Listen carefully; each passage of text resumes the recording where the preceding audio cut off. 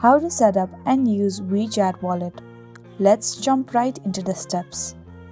First, you want to go ahead and open WeChat app on your phone.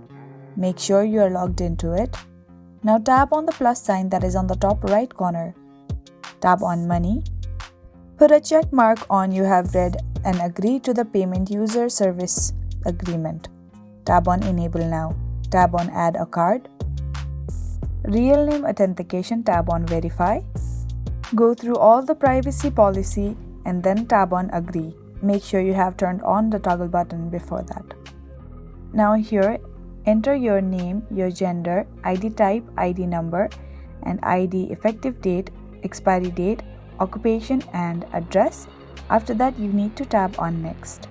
As you do that, you will get an area where you will be able to fill the card number and other details of card. And that is how you can set up and use WeChat Wallet. I really hope this video helped you out. Thank you so much for watching till the very end.